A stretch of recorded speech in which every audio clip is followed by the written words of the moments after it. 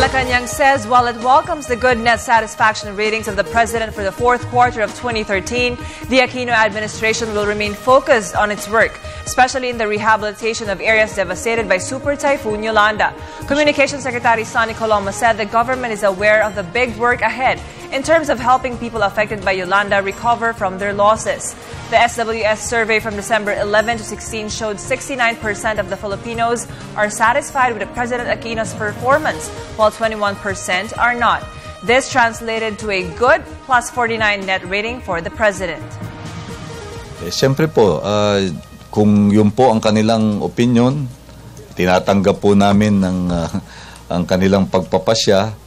Ngunit isinasaalang-alang pa rin na napakalaki pa nung dapat gawing mga programa. No? We still have to surmount major challenges, no, in terms of implementing the reconstruction and rehabilitation programs. No? Kaya nga't sinasabi natin na mas mabuti siguro mag-focus na lamang doon sa trabaho na dapat gawin.